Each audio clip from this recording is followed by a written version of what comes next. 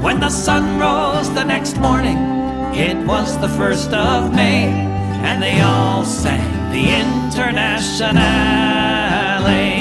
When the sun rose the next morning, it was the 1st of May, and they all sang the Internationale.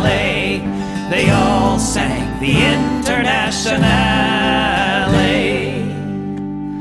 Völker, hört die Signale auf zum letzten Gefecht. Die Internationale erkämpft das Menschenrecht. Völker, hört die Signale auf zum letzten Gefecht. Die Internationale erkämpft das Menschenrecht.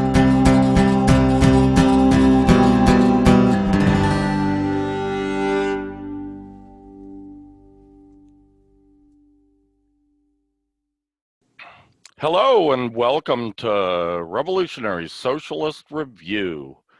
This is Chris Driscoll, and along with me, my co-host, collaborator, politically speaking at least, on this show, partner in crime, Rainer Shea. How you doing, Rainer?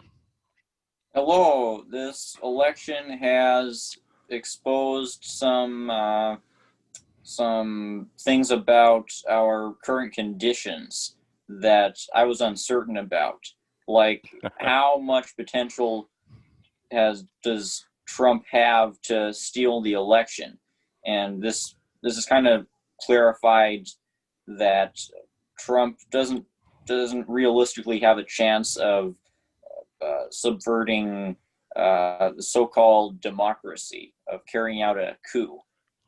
It's not like a ruling class would allow for the system to be destabilized so much, and it's not like they would allow for the whole situation to escalate into lone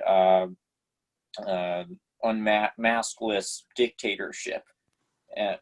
So the Caitlin Johnstone had a headline this week joking about how a totalitarian dictator to leave office after losing election, which was pointing out the absurdity of how Trump has often been portrayed by his opponents. It's like the U.S.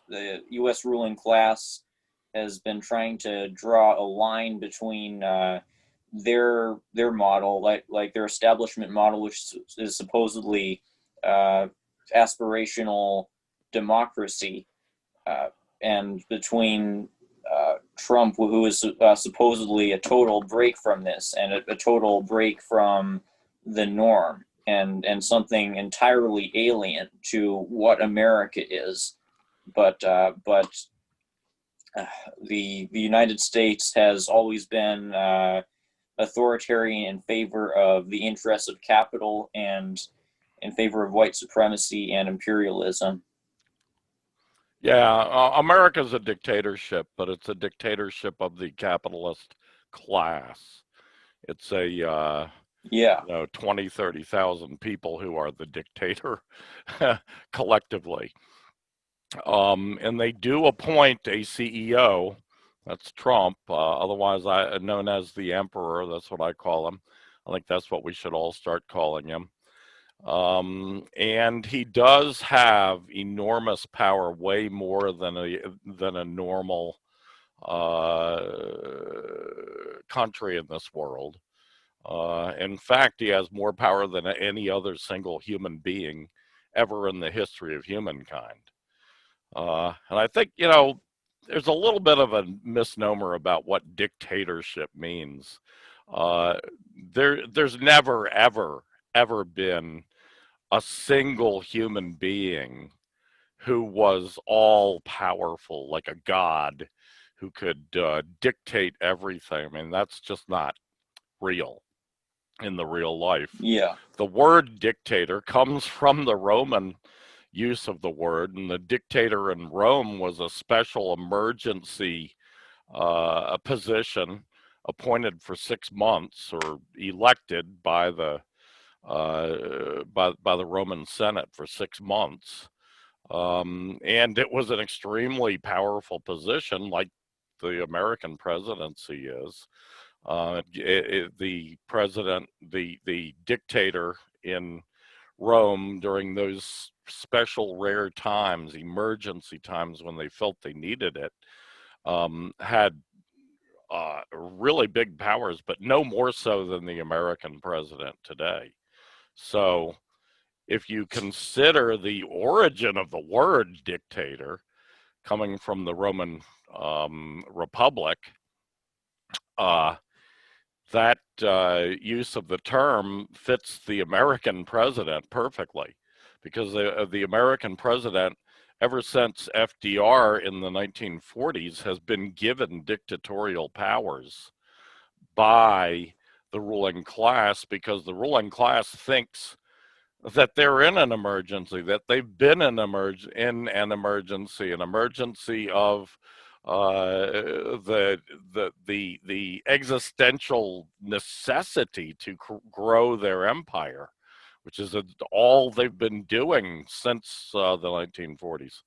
So in that sense, Trump really is a dictator, but in the sense that most Americans think of the word dictator, and obviously Caitlin Johnston does too, of being this all-powerful, godlike human being that can, just dictate anything and it just happens. No, he's not that, and there has never been that in the whole entire world. But there's always a lot of misconfusions with Americans, because Americans really don't have any historical grounding. They have no political grounding, no political theoretical grounding. So, yeah, I mean, the real dictatorship in America is the dictatorship of a class, the capitalist ruling class. Okay, yes, it's been a hell of a ride, and we're not over yet. I mean, we don't know what the hell Trump's going to do.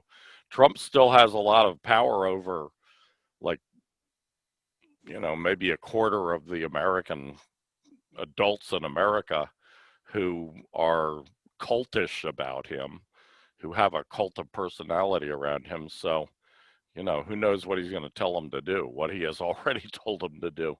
We'll just have to wait and see on that. Meanwhile, this is a really, I'll start out here. The first topic of the night, leveraging the ruling class's loss of legitimacy, is a great article by a guy named, what was his name? Hold on here, I'll get it.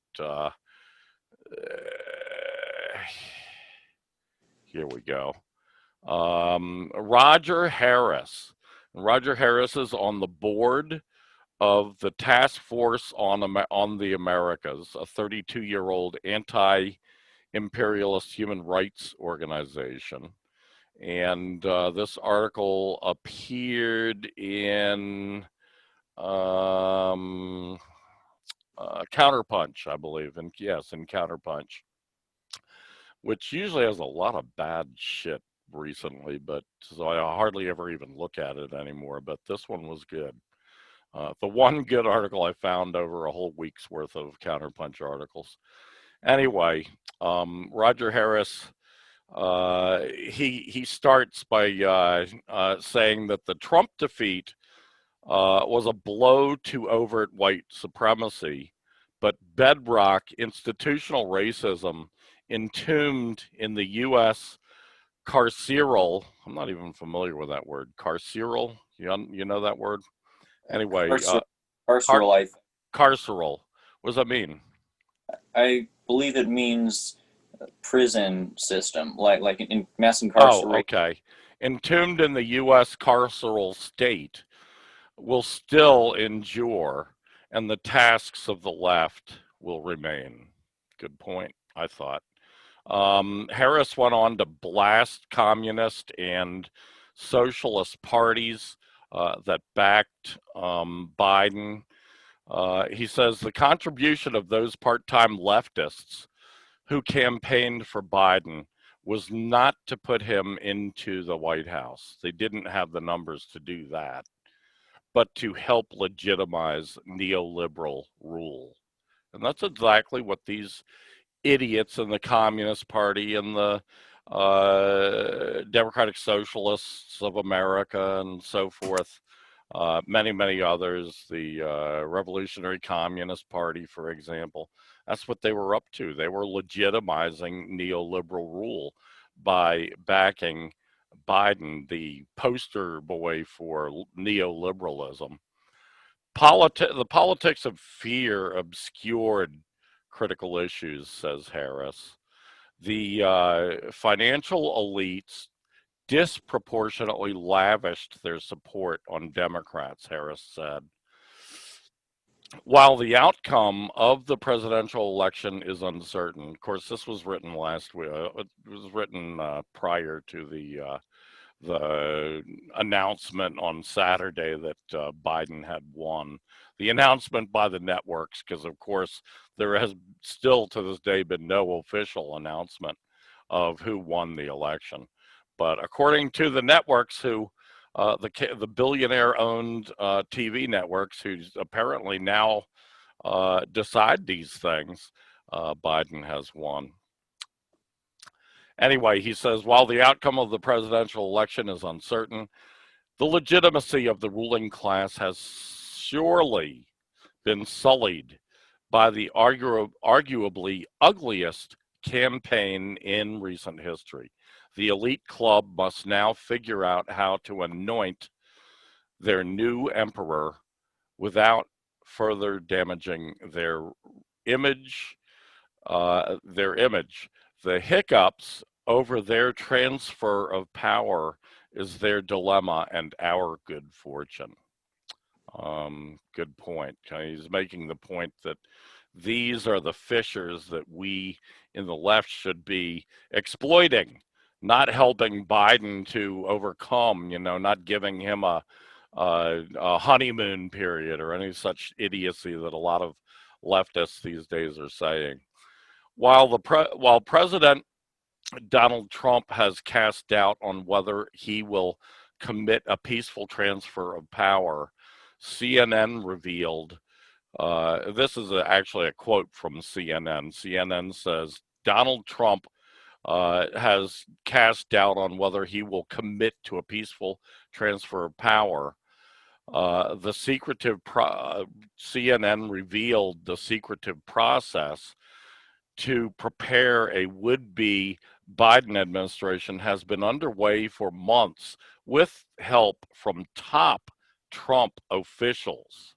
That's pretty astounding if you think about it. So they're going behind Trump's back, obviously.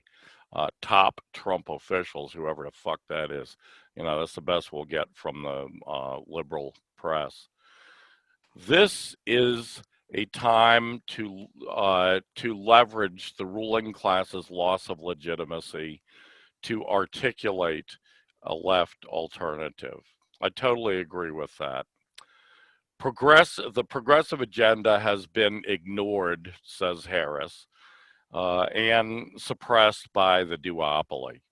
And then he goes on to make a big list, effectively addressing global warming, COVID safety over economic activity and economic relief, ending forever wars and sanctions while de-escalating the threat of nuclear conflagration, national health care program modeled after Medicare, opposition to the militarization of the police and preservation of civil liberties, reduction of income inequality, stronger antitrust laws, fairly taxing wealth.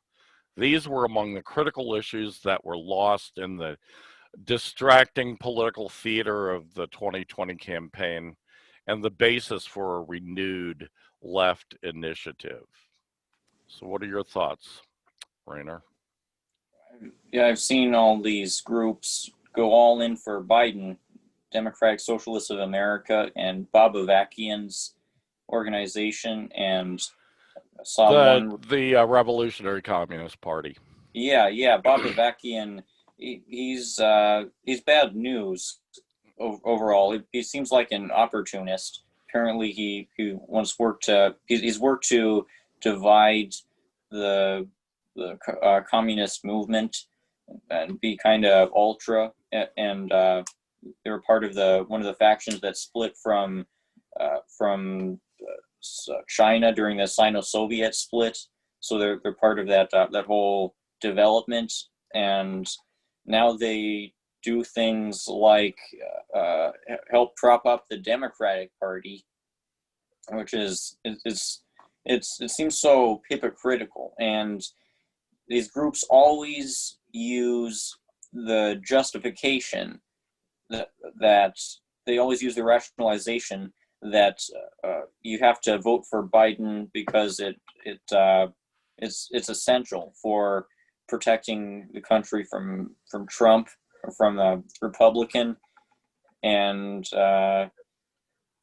yeah, I mean, it's kind of an unwinnable argument if somebody's priority is to elect a Democrat over a Republican, and if they're not interested in trying to weaken the state, your approach towards it has been to refrain from voting. And I think another approach is voting third party, particularly for the PSL candidate Gloria La Riva, but definitely not for Biden. I don't think any communist should vote for Biden, and I think it's a symptom of petty bourgeois reformism, and that's all, which has always infected the labor movement in the United States, because there's kind of a natural incentive to become petty bourgeois, to fall into reformism when you're living in the United States.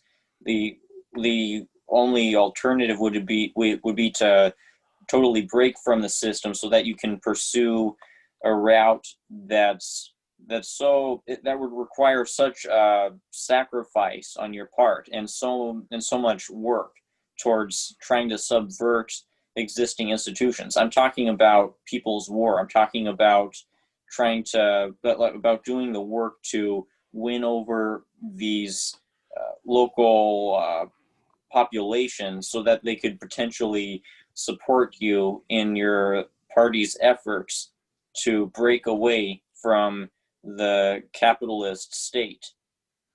And this is going to require, I think, several more steps in the collapse of the United States. The contradictions are going to be heightened to the point where most of the American population no longer feels like aligning with imperialism is in their best interests, and it's going to require a huge strengthening of our organizations. We're going to need to grow. We're going to need to educate the masses. We're going to need to get equipped, not just with arms, but with medical supplies, with self-defense training, with all these resources that we would practically need to go up against the state, like how Jay did. Yeah, it's definitely a time of education primarily, and a time of preparation, agitation, and organization as well. But those four areas are crucial for us. Mint Press asks the question in a really great article, I thought: did media spiking the Ukraine-Burisma story win Joe Biden the election? I thought that was a really fascinating article. It's from a guy who we've mentioned in the recent past. What's his name? McLeod. He's on the Mint Press. He's on the Mint Press editorial team. And yeah, basically in this article, you can go to Mint Press, mintpressnews.com, I think it is, and find it on your favorite search engine. The article basically asks the question, you know, the Hunter Biden Burisma story in Ukraine, and the fact that the New York Post published an article about it, and it was generally almost the entire bourgeois media, which is almost all liberal, um, refused to touch it with a 10-foot pole. Even those that did, like the New York Times, spent the whole article trying to debunk the story when, in fact, there's way too much solid evidence that this is a real story to ever debunk it. Now, the actual laptops that Hunter Biden's abandoned, were they real? Were they not? I don't really think that matters, because we've established that this story was fact long before they got this. They're making a big deal out of this because it's just one more nail in the coffin of Biden, Joe Biden, the whole Biden crime family, as I explained in last week's show. Refer back to last week's show if you didn't see it. And it's, to me, it's just very well established. But he's asking, what role did this play in the election? I think it played a real big role. And McLeod from the Mint Press thinks so too, obviously, because he spent the time to write an article about it. What are your thoughts, Rainer? Yeah, this definitely isn't the first time we've seen something along these lines where the media kind of lies by omission during election time in order to protect a particular candidate.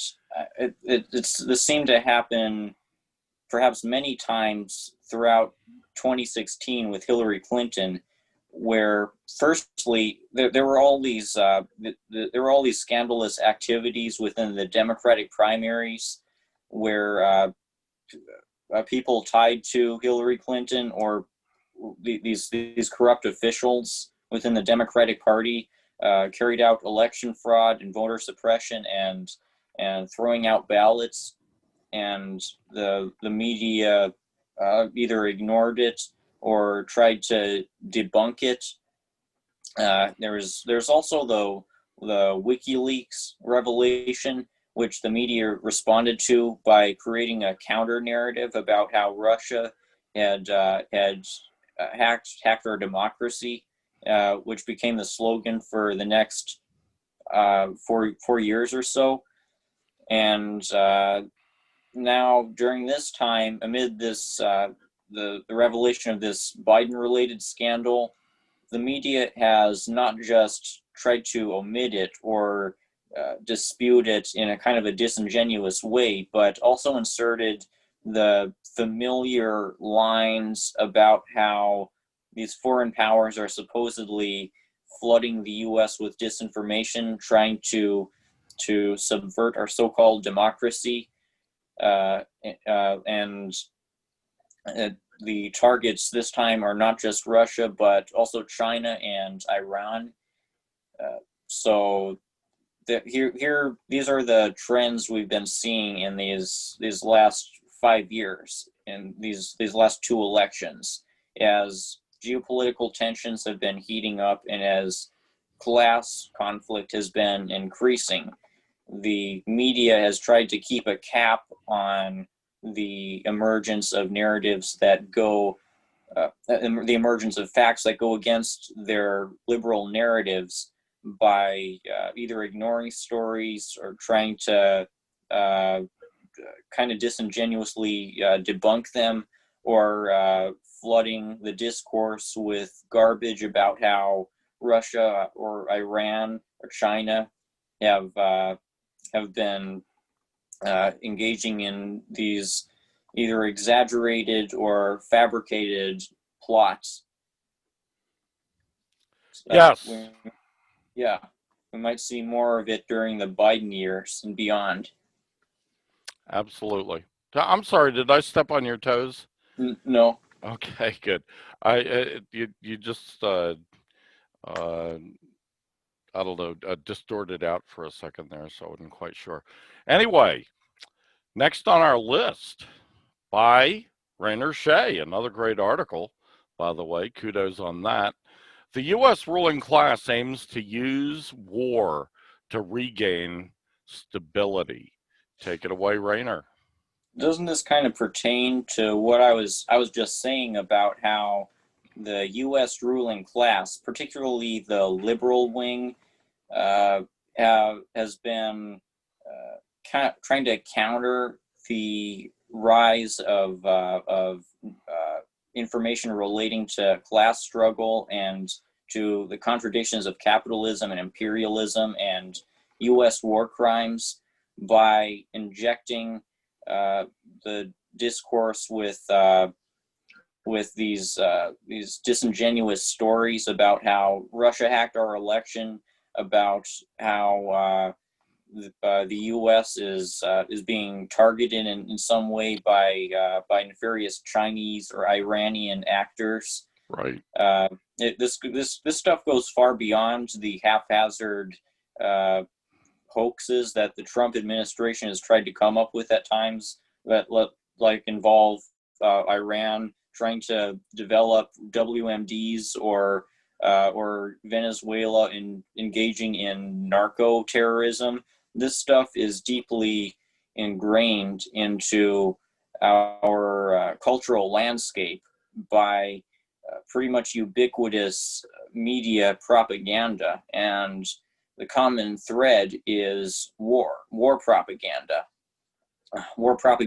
with the purpose of perpetuating the 19 years running cycle of direct warfare. You could argue that we've been at war in different ways before 9/11, but throughout my whole lifetime, there's been a war. Pretty much throughout my whole lifetime, there's been wars going on, and the U.S. ruling class aims to keep these wars going because war helps keep alive U.S. capitalism amid the crises that it's experiencing. U.S. global hegemony is waning overall with the rise of Russia and China, and with the destabilization of U.S. control over the Middle East and other regions, and amid the collapse that amid the accelerated stage of collapse that global capitalism has been experiencing since 2008, with the first great crash, and then in 2020 with the next even greater crash, and amid COVID-19, the global capitalist class is looking for a big break. They're looking for the kind of big break that historically wars have been able to provide, wars and conquests. We saw this during the Great Depression, which was answered with by the instigation of a new great war by the imperialist powers, where the U.S. Really became determined to start a new war to try to expand their imperial control, and this war resulted in increased living standards in many respects for the American population. The U.S. attained a really significant war economy during the 1940s that had been apparently, from what I know, pretty much absent from the U.S. In the decade or so prior to them, due to the strong anti-war sentiment that prevailed within U.S. politics. But as of World War II, and the U.S. has been steadily expanding its imperial control, as you say, and it's been steadily trying to build up its war machine, as Eisenhower warned about in his military-industrial complex speech. And now, in the 21st century, the military-industrial complex is really deeply ingrained within the U.S. economy. In my article, I cite a 2008 piece that argues for how the U.S. economy is essentially a war economy. War drives so much of entrepreneurship within the United States. It fuels business, and this is why the ruling class is so determined to keep the perpetual war paradigm going, because it fuels business at a time when capitalist economies are rapidly shrinking and unemployment is skyrocketing, and when it's getting harder to exploit labor. So in this next decade, the worrying thing is that Washington will instigate World War III to try to kickstart the empire again. Of course, the dilemma here is that if the U.S. were to start a war with Iran, Russia, China, even Venezuela, it would most certainly lose, and it would be it would create a real crisis for itself, where it even in Venezuela, actually not surprisingly in Venezuela, because Venezuela has a 1 million strong socialist Chavista army. If the U.S. were to invade there, it would be another Vietnam. And the U.S. can't afford a catastrophe like Vietnam now, not when the empire is in decline. Yes. And of course, well, Venezuela, not only do they have the almost 1 million strong standing army, but they also have a militia that has more than 2 million weekend warriors, but well trained and very motivated and highly dedicated weekend warriors. They're not America's weekend warriors who do it for the extra cash. They're committed. They're committed Bolivarians. So yeah, that would be insane. But you know, this just really, it strikes me when I was reading your article. It struck me they have nothing new. They have no new tricks in their bag. These are all the same old tricks. They've been relying on the war economy since World War II. So from 1941 until today, the America's been on a war economy, on a war footing, really. On an economy that is utterly reliant on war, utterly reliant on war, not just for the sake of keeping the economy going, but it's utterly reliant on it because it's the ruling class's only means of survival, because they have a political economy that is utterly dependent on constant growth, constant expansion of the empire. So they really need this war economy. They need an imperial kind of economic system, and they certainly have it. And it is a system that is not sustainable. It is definitely not sustainable. It will collapse in the long term. And unfortunately for them, maybe fortunately for us, we're nearing the end of that long term, because it's been a long time since they started this idiocy. Anyway, let me see. Next on our list, Putin will not congratulate Biden until results are official and legal procedures are complete, the Kremlin announces. This has got a lot of liberals in America that gotta get their panties in a twist, you know, panties up in a wad, up the wazoo, so to speak. And you know, it just shows the liberal hypocrisy, because on the one hand, this is or has always been the Russian Federation ever since the Russian Federation came into existence in 1992. This has been their policy, that they do not interfere in foreign elections, which includes they're not going to be going, you know, like all these imperialist countries have already done. They're not going to go and congratulate Biden for an election that has not even been announced yet.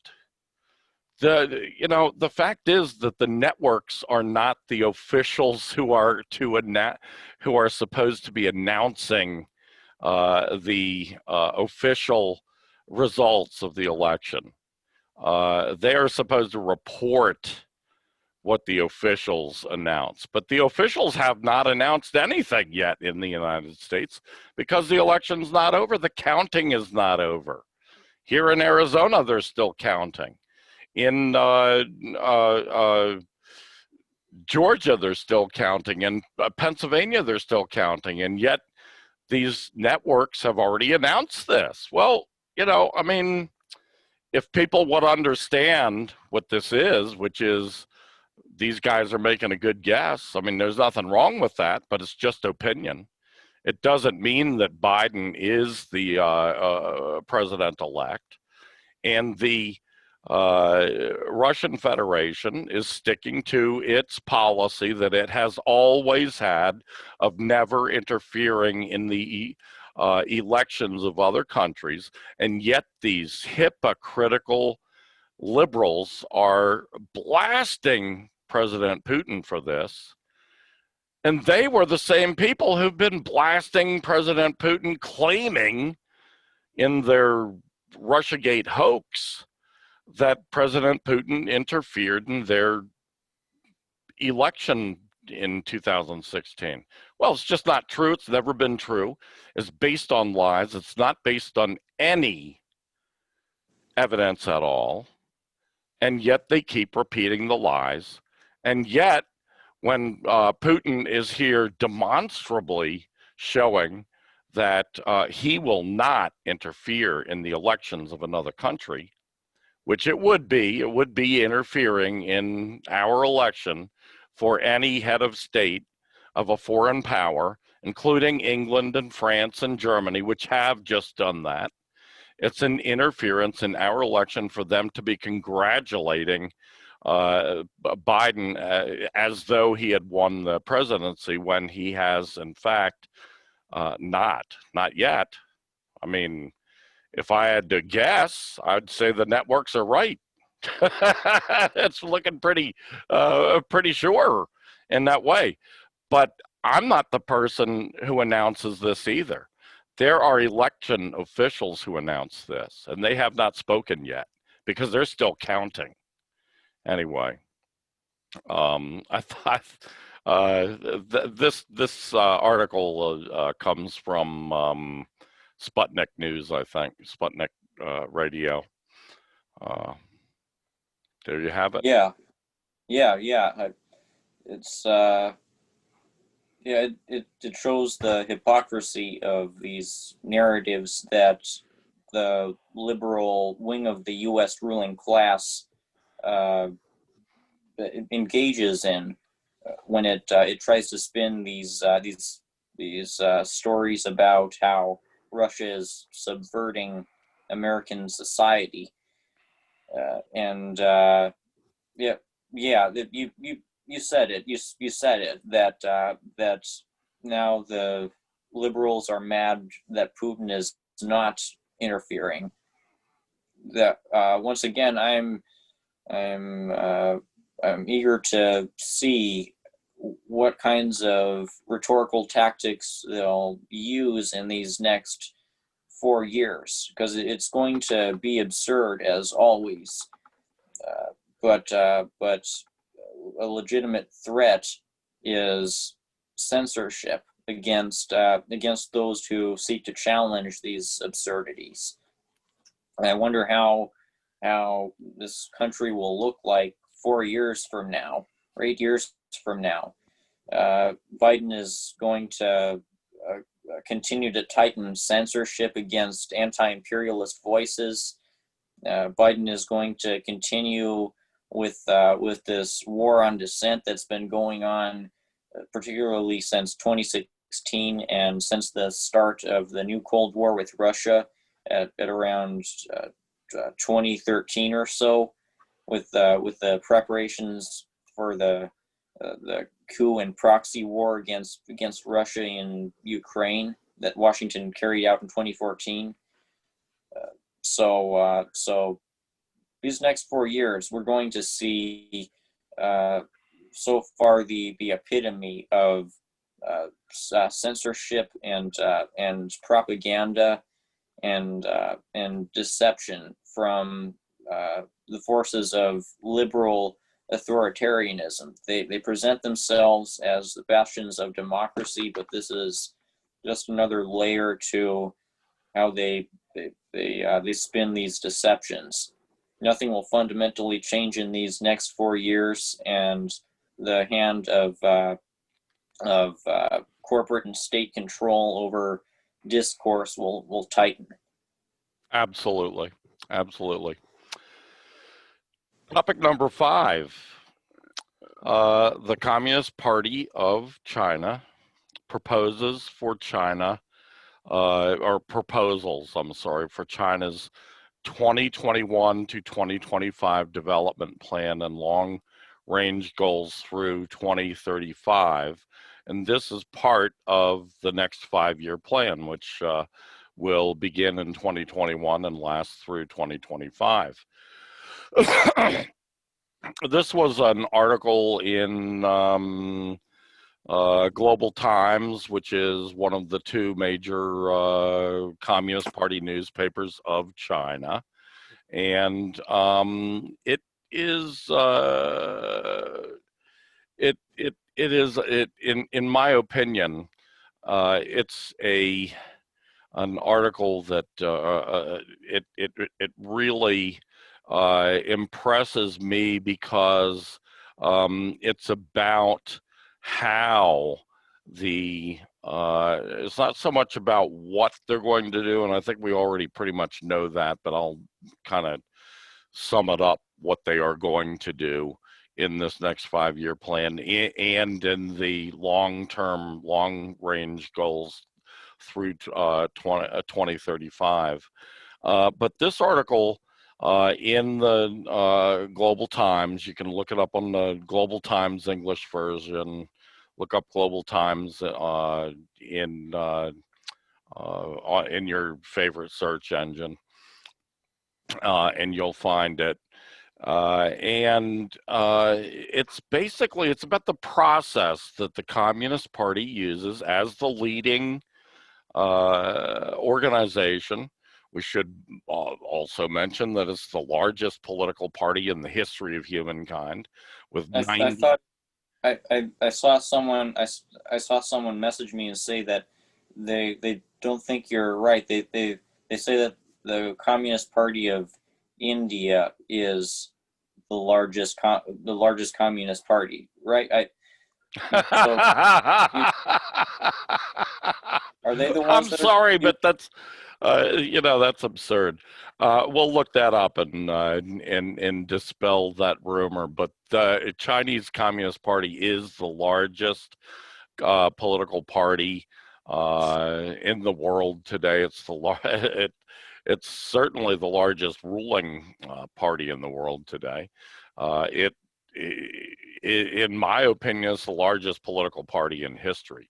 I don't think there's ever been a political party with 94 million dues-paying members, and not in an organization like the Chinese Communist Party, which it takes a little bit to get into. I mean, it's not easy. You don't just walk up and say, "Hey, government, register me for the Communist Party," like you do with the Democrat Party. And Democrats don't pay dues to their party. Anyway, this development plan, as I said, is part of the 5-year plan. Between July and September, President Xi presided over 7 symposiums to solicit opinions and suggestions from entrepreneurs, non-CP personages, experts in economic and social fields, scientists, as well as experts in education, culture, health, and sports. Comments, and these are a little bit quotes from the article. Comments were also solicited online, and in just 2 weeks, over 1 million pieces of comments were collected. President Xi asked relevant departments to sort, analyze, and absorb the comments, and urged further efforts to use the internet to listen to people's voices. The task of collecting suggestions for the development plan proposals has been unprecedentedly extensive, said a member of the drafting group. Xi convened a series of high-level meetings, including 3 meetings of the Standing Committee of the Political Bureau of the CPC Central Committee, to review the draft document before it was submitted to the 5th plenary session of the 19th CPC Central Committee. Essential requirements include strengthening China's economic, technological, and composite capacity development in new industrialization, and the modernization of China's system and capacity for governance. The communique calls for more efforts to boost the well-rounded development of society, including social etiquette, civility, and the advancement of eco-friendly ways of work and life. This plan, I know from other reading in the past couple of months, it heads further into the direction of making China a more consumer-oriented economy, an economy that's based more on its own consumers, number one. That's based more on reaching out, and even more so than it has already been doing, reaching out and helping to develop its neighbors in Asia, in Africa, and even in Europe, and in South America as well. And it definitely emphasizes certain types of technology that will advance the entire economy, like AI is a very important area of development. The development of an ecologically sound type of economic system that relies more on sustainable development rather than just heavy industrial development, as China has had to do in the first part of its development. So it's pretty impressive when you think about it, and pretty impressive the way they have reached out to all sectors of society, how the Communist Party is really more a conduit between the people in the government than anything else. I mean, that's the major role of the Communist Party in China, is to be a conduit back and forth to feed the needs and wants of the people to the government, because this is, after all, a socialist workers' state, a state run by workers. So what the working class says is all important. But to feed the opinions of the workers and the needs and wants of workers to the government, and then for the government to analyze all that and to respond about how they're going to meet these needs and wants and desires of the workers. It's really an impressive way to run a country, much, much different than anything we ever see in the United States. Yeah. No, the person who messaged me, now that I see your reaction to their objection, I see how absurd a position they were coming from, because they were so confident that the Communist Party of China is not the biggest party. And I remember they tried to point to the party in India. So yeah, some the Marxist parties in India are very large. There's no doubt about that. But I don't think any of them has 94 million dues-paying members. I'll go look. I'm going to go look now that you've raised this. I'll go look and see. Yeah, well, this update on what sounds like some recent moves by the leadership to develop the productive forces of the country, and also the sounds like the consumer forces, like this is an extension of what China has been doing since its post-Mao reforms, market reforms that entail an opening up, and that entail the necessary developments that the country has needed in order to get those 900 something million people out of poverty, who were still in poverty at the time of Mao.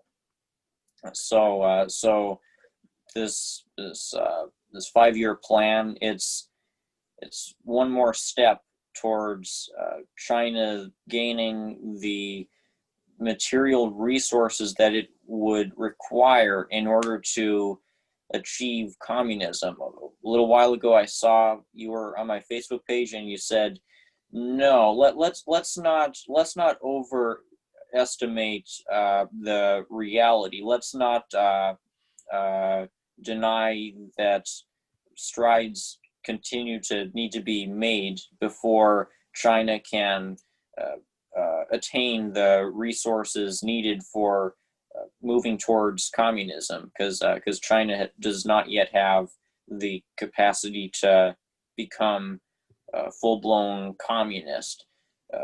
Who knows when this will be able to happen?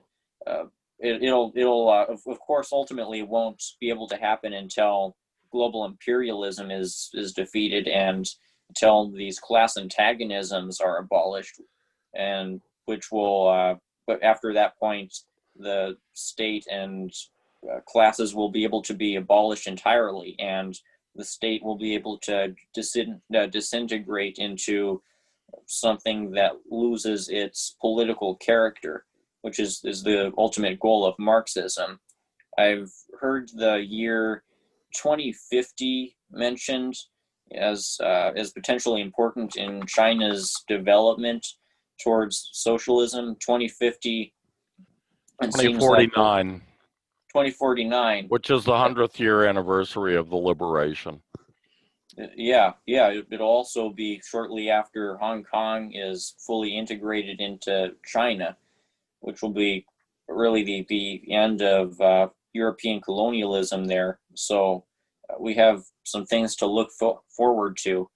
I wonder when China will be able to give up on these market systems that had to integrate into itself in order to develop towards this point.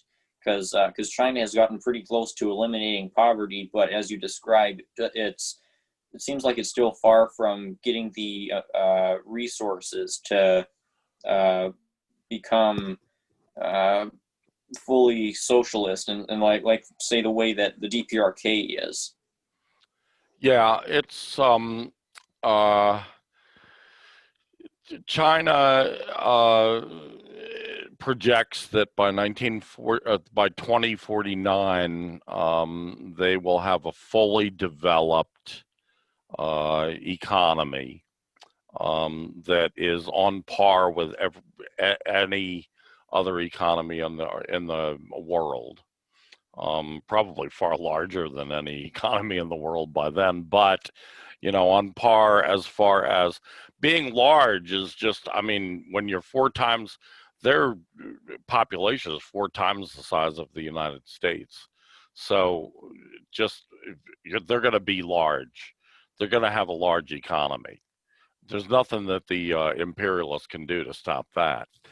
But more important to the Communist Party of China and to the people of China is the entire population achieving a standard of living that is on par with the most developed parts of the world.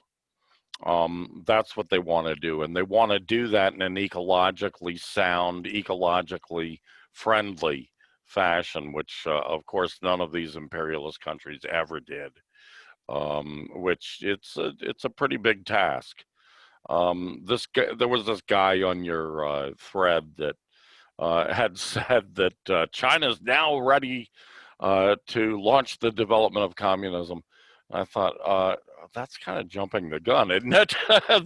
the Chinese Communist Party doesn't say that. They say we're still 30 years away from even being able to contemplate something like that. So, I believe that China will move away from the market as the economy develops and the consciousness develops, and the organization, the societal organization develops that will allow for that. And it's certainly not there now. So that's really jumping the gun. Yeah. But, can't blame the guy for being enthusiastic. Anyway, Americans can either become revolutionaries or embrace fascism. Another one from Rainer Shea. Take it away. Man, I've been observing the social cultural trends that Americans have been exhibiting as capitalism's crises develop, and I've learned about social fascist theory, which is that social democracy is essentially the moderate wing of fascism, in that its goal is to consolidate authority and in a way that allows for capitalism and imperialism to continue, and that allows for the power structure to continue, with the caveat being that social programs will be expanded, and perhaps more civil rights for the masses. Probably a lot more civil rights for the masses than under Mussolini or Hitler style fascism. I mean, obviously there's that big difference, but ultimately they're different wings of fascism, and social fascism, like Mussolini style fascism, comes from a kind of cultural reaction to the challenging of the established social order. So many it seems like most Americans, including most American progressives, hopefully not most American progressives ultimately get defensive against the prospect that capitalism needs to be overthrown, that Zionism might be bad, that the United States might not be legitimate, that imperialism or the economic functions that constitute imperialism need to be moved beyond. So that this is the ideology of the Sanders AOC wing. This wing that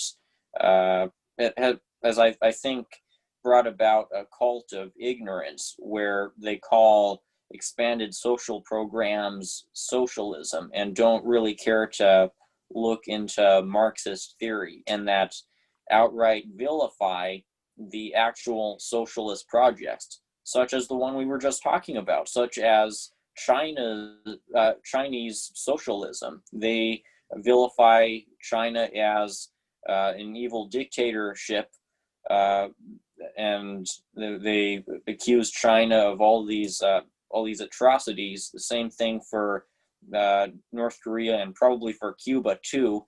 The same thing for Mao and Stalin and all these existing socialist experiments, because their priority isn't to defeat capitalism and imperialism, it's to advance their own self-interest as inhabitants of the imperial core, who would benefit from expanded social programs and implicitly from the fortification of global imperialism that such a revamped FDR liberalism would create.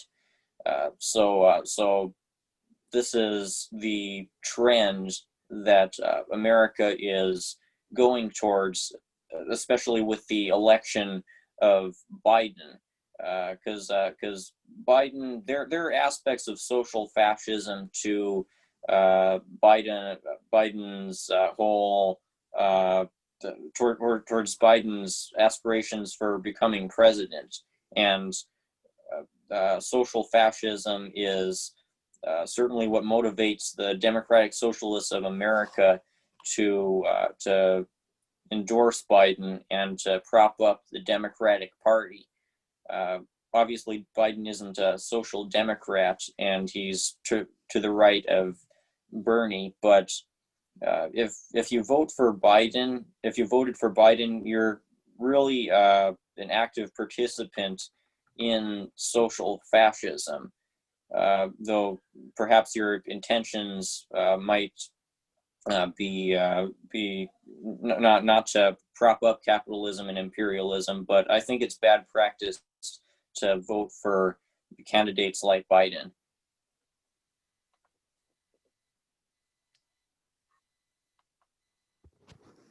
Yes, I have to agree 100%. Definitely have to agree. Americans can either become revolutionaries or embrace fascism.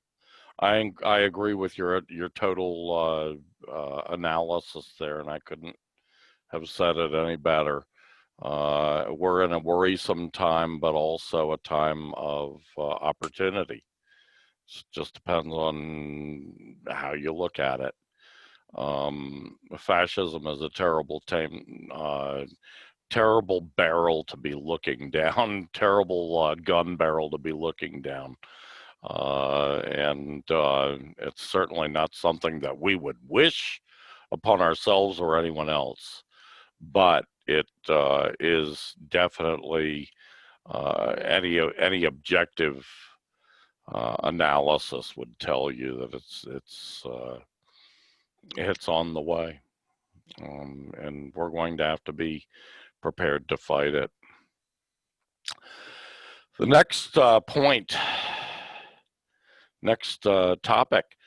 number 7, declassified segment of the Mueller report proves the former FBI director had absolutely no evidence about who hacked, or more correctly leaked, thousands of emails from the Democratic National Committee related to the Hillary Clinton campaign.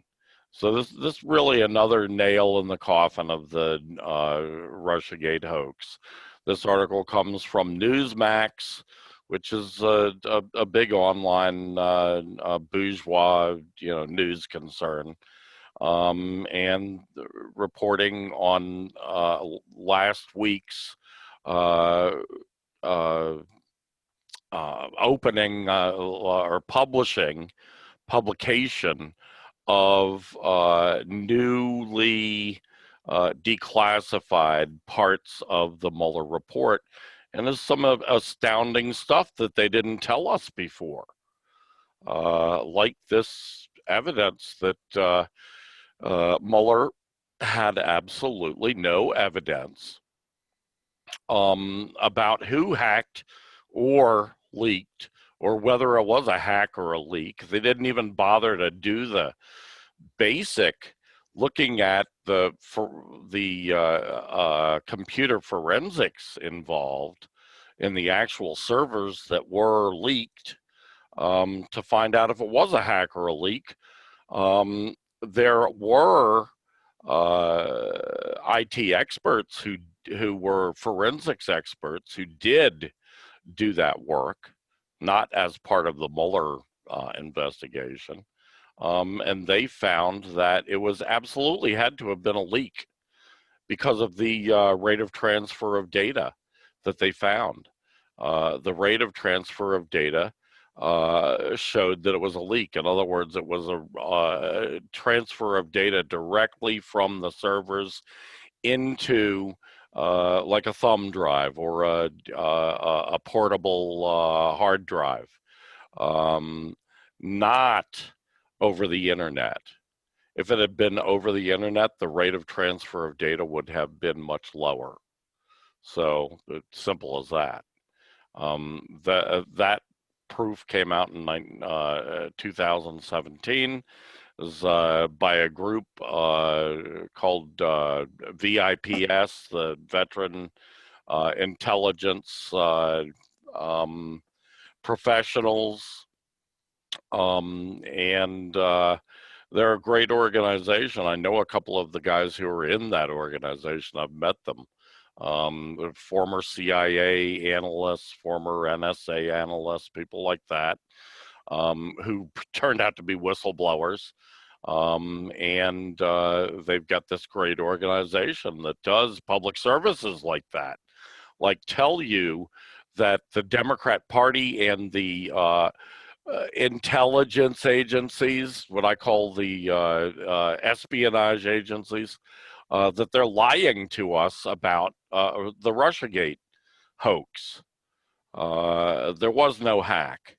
It was a leak from inside. In other words, somebody who was an employee of the DNC leaked this information to WikiLeaks, which is what WikiLeaks is for, right? WikiLeaks is about leaks. This was a leak, not a hack.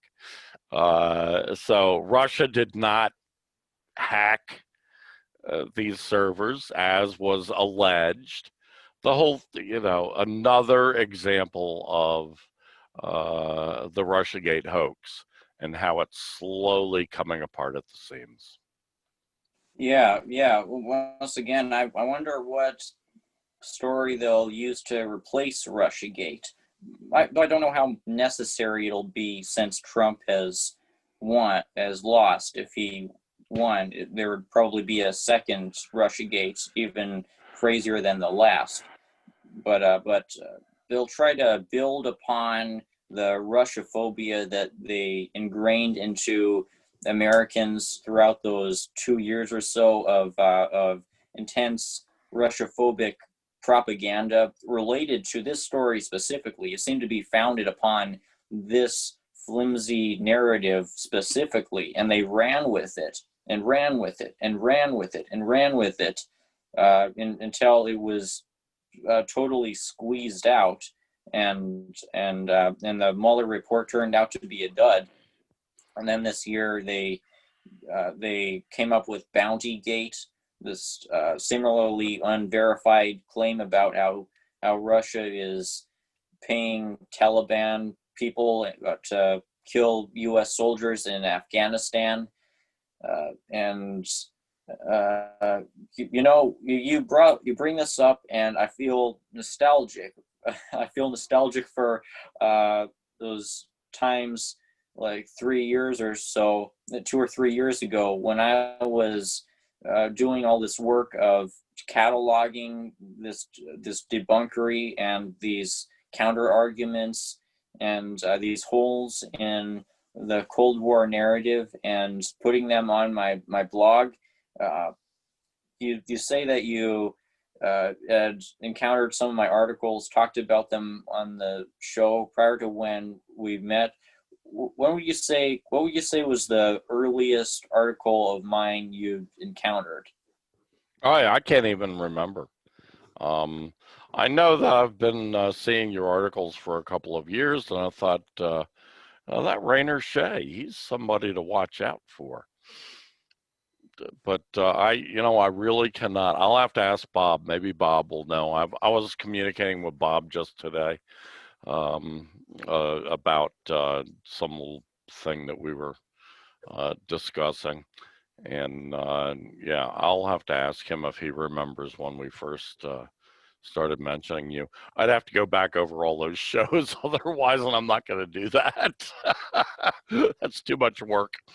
Sitting hours and hours and hours and hours, searching through for a needle in a haystack. But yeah, it's been a couple of years at least. I mean, it's been like a year at least since we first had you on, I think.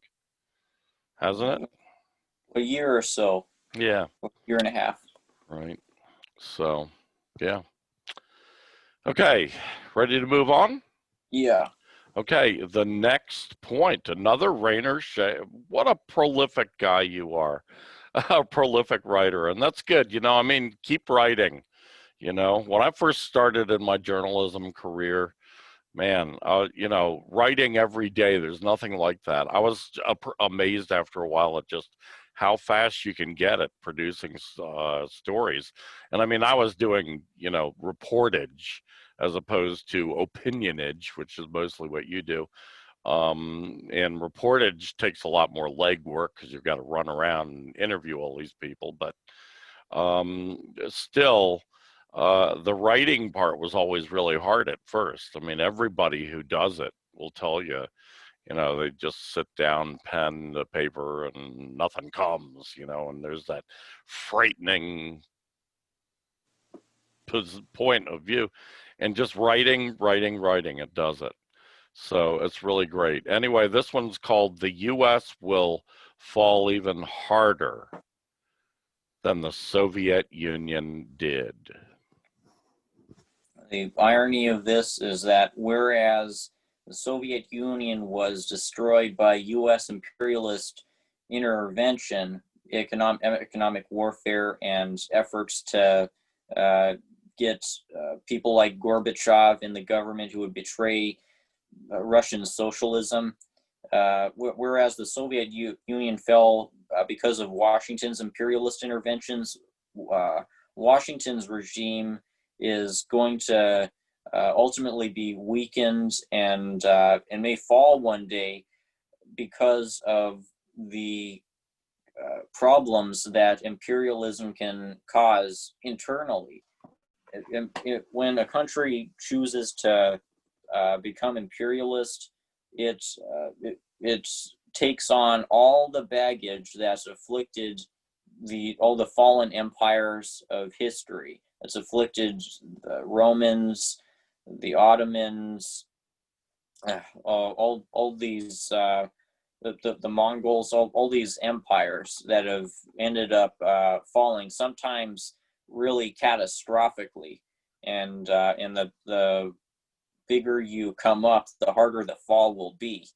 So we're seeing this right now, in the United States, as the contradictions of imperialism cause U.S. society to become especially destabilized within all these capitalist countries. It's because of America's role as the core of global imperialism, that it's gotten this bloated military budget where it's invested so much of its resources into continuing the war machine rather than investing in keeping its people safe from threats like pandemics. And the U.S. has embraced neoliberal austerity, especially significantly among even the other core imperialist countries. The U.S. is the only one of these countries that doesn't even have an attempt at a universal healthcare system, which has no doubt greatly contributed to the fact that the U.S. has by far the most COVID deaths out of the whole world. This is no coincidence, because when the U.S. decided to become the core of imperialism, it took on this baggage. It took on this responsibility to spearhead all these global war efforts waged for the benefit of global capitalism. And throughout the last 50 years, throughout the neoliberal era and the post 9/11 war on terror, the U.S. has really hollowed out its own society in order to be able to pay for this unsurpassed military budget. The U.S. empire's military budget has come at the cost of the U.S. becoming a failed state. This is the summation of what I'm trying to say. The U.S. has become a failed state because of its role as the core imperialist country. And throughout the coming decades, we're going to keep seeing the contradictions of imperialism pile up and further U.S. society and turn it into a failed state. One day, the U.S. may well resemble Ukraine right now, which has been destabilized largely by war and by this fascistic government that's driven its economy into ruins. And as Ukraine has descended into a failed state, these U.S.-backed fascist militias have been running rampant and exploiting the crisis. This is something we need to remember as leftists. Fascists love a failed state. We're going to see more of this as these neo-Nazi accelerationists try to take advantage of COVID-19 or of climate change or of all these other disasters that the U.S. is going to continue experiencing. And as for a time frame for when the U.S. might really fully fall, it could be sometime within the next 30 years, because my article mentions a Pentagon study that says that the U.S. power grid could majorly fall apart within the next 20 years, which I guess indicates that the U.S. state will remain fairly strong throughout the next couple of decades.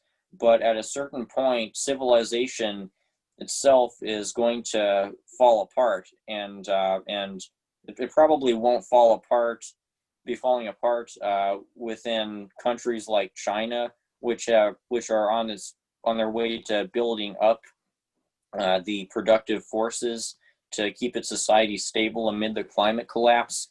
But as the climate continues to collapse, countries like the United States will be hit the hardest. It's going to come down upon us like we can't really fathom right now. We can't grasp the gravity of our situation because it's such a slow motion descent into a real failed state. And this is why the billionaires are buying up land in the American heartland in order to eventually create fortified compounds to flee to. when it becomes unsafe to live in urban areas or on the coasts, as these countries become more like Mideastern war zones than the fairly prosperous areas that they used to be in America's so-called golden age in the mid 20th century. The golden age is long past. And I think it's going to, that the U.S. will fall harder than the Soviet Union did, because at least the Soviet Union still benefits from the legacy of its socialist past in many ways. And at least the Soviet Union, the society that's come after it, has built itself up again to an extent under Putin. You've talked about how Putin has increased the quality of life within Russia, which is why he is so widely supported, despite most Russians really in their hearts wanting a return to socialism. Yes. Not so much anymore for Putin, though. I mean, Putin's still, up there like 65% approval rating, which is any American president would love to have, and I don't think any American president has had in quite a long time. Trump never got higher than 50%. And he was usually in like 35 to 40% range of approval rating. But people,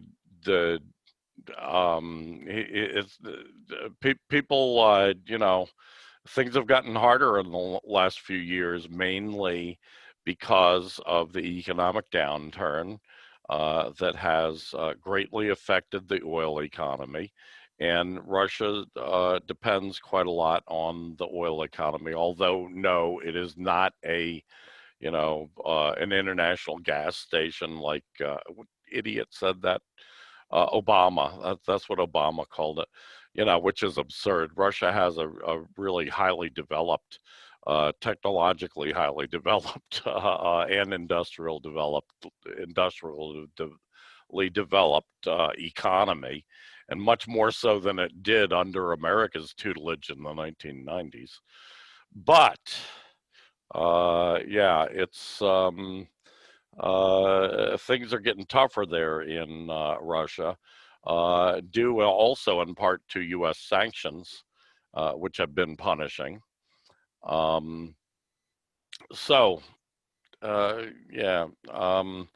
This whole idea that the U.S. will fall harder than the Soviet Union did, I think that's probably a pretty good bet. And that's obviously what the ruling class is betting on, because they're all, running around. I mean, look at in the last year, it was astounding to me. In the last 2 years, actually, the number of CEOs who've quit their jobs, a big corporation, Fortune 500 CEOs quitting their jobs. Why'd they do that? Because they're running off to their little bunkers. They've been building them for a couple of years now, and they want to go. They want to get there. They're afraid, especially of 2020. I mean, just in the first month of 2020, before anyone had hardly ever heard of the pandemic, before there was a pandemic, but there was a disease out that some people had heard of. I'd heard of it. I'd read about it, the COVID-19 disease that people knew about in January, but most Americans had never heard the word. They'd never heard of it. But these CEOs had heard of it. They'd heard that they knew that the economy was going south, that the economy was headed for a depression, or had already entered a depression in reality, we find out later on, because the first quarter of depression was the last quarter of 2019. So, and the experts from the government agencies didn't tell us that until way late, until the last couple of months. They, you know, that was a readjustment of what they had originally said. They had originally said that the economy went into recession, which is a lie. The economy went into depression, but they said that the economy went into recession originally in February, the month before the outbreak of the COVID-19 pandemic, but they were wrong. So they had to readjust, and later on they reported, yes, we were wrong. We had to readjust that. It actually started in the last quarter of 2019. So the fact that all these CEOs, I mean, hundreds of Fortune 500 CEOs quit their jobs in January, no, that's no coincidence. And actually, over the last 2 years, thousands of CEOs have quit their jobs, and thousands more of the actual ruling class billionaires have gone into seclusion or, you know, on the run from civilization. This is quite incredible. Good job on that article. Well done, and really necessary article. Our last article of the night, or our last topic of the night, this comes from, I believe this is also from the Global Times, the Communist Party of China tabloid newspaper. And the question is, what will the likely Biden Asia-Pacific strategy be? Now, Rainer, you and I have talked about this Asia-Pacific strategy that the, you know, the Americans have a division of the military, the Asia-Pacific, what do they call that? Command. Command, yeah, Asia-Pacific Command. So, yeah. Starting in 2017, Trump made a major change. That was, of course, when he became president. He made a major change from Obama, from the Obama-Biden administration's policy on Asia-Pacific. The Obama-Biden Asia-Pacific policy was basically, it was focused on shoring up alliances with allies in the Asia-Pacific region, focusing much more military threats, military might in the Asian Pacific theater, and using that to threaten China, to contain China, as they called it, their attempt to try to stop China's growth as an economic power and as a trading partner to all these Asian Pacific countries, which of course they have not succeeded in doing. They won't succeed in doing, because even countries, you know, countries like Japan and New Zealand, and, you know, countries like that that are integral parts of the global imperialist coalition, are cooperating and seeking cooperation with China on these economic issues, on trade issues, because it'd just be crazy not to. So that was the Biden, the Obama-Biden policy starting in 2011 with Obama's pivot to Asia. Then in 2017, Trump changed that quite a bit. The objectives were the same, but Trump started focusing on trade war, on tariffs, on economic battering rams against China. Trump focused on ignoring American allies in the region, just basically trying to browbeat and bully allies into cooperating with Trump's trade war rather than seeking those allies cooperation like Obama had done. Now, what will Biden do? Well, there are some indications. A lot of people have thought, well, Biden will probably just go back to the Biden-Obama position. But there's some indications that his will be somewhat different.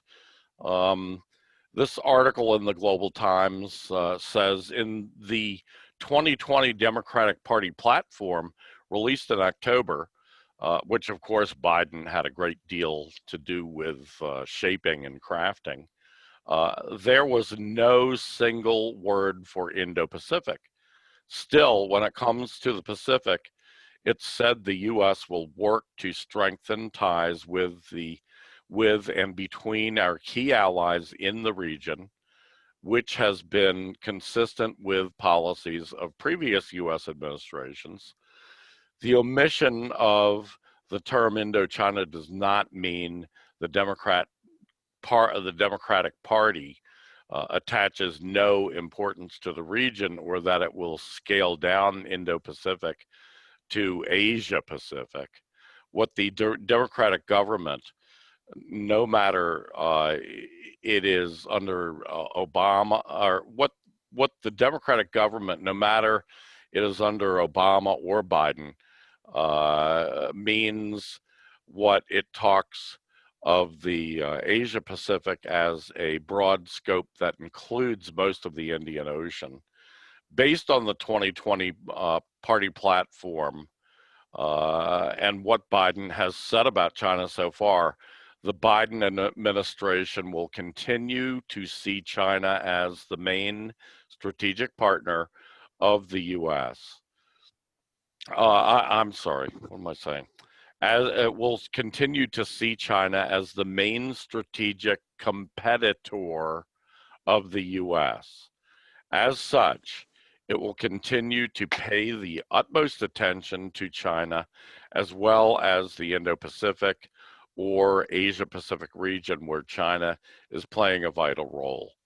As the key objective is to maintain U.S. hegemony in the region, the Biden administration will further contain and strategically compete with China. So that's what they say in this. I think we can pretty well project ourselves that Biden will intensify the Obama hybrid asymmetrical warfare against China. He will intensify the Trump policy of instigating trouble wherever he possibly can, as Trump did last year in Hong Kong and in previous years in Zhejiang province in far northwestern part of China, where the Uyghur people live, the primarily Muslim people who have in the past their youth have been joining up with ISIS and with Al-Qaeda. China has paid a lot of attention, a lot of focus on providing those young kids in that Northwest region with proper educational opportunities, trade, education, that kind of thing, so that they have some alternatives to joining the ISIS and to joining terrorist organizations, and also focusing on trying to win their hearts and minds over to the benefits of being a part of the Chinese community. So we'll see. You know, I believe that Biden is going to really ramp up all the same kind of militaristic threats that Obama was doing, and that Trump has been doing in his Asia Pacific strategy. So, what are your thoughts, Rainer? Sounds like Biden will do a better job of it, since he won't continue Trump's really obsession, often counterproductive obsession with trade war. And this is why the Republicans have been trying to paint Biden as in China's pocket, as a Chinese puppet, because he won't continue Trump's trade war, right? From what I know, he'll just go back to the Obama pivot to Asia strategy, where we're trying to militarily subdue China through a multilateral alliance, and this is in line with the strategy of the NATO technocrats, who prefer international solutions over these kinds of counterproductive nationalistic solutions. This is what the NATO chief said in June, as we've discussed, that countries within NATO, within our periphery, should resist the temptation for national solutions and look towards international cooperation for carrying out our goals, which basically means imperialist countries are stronger when they work together.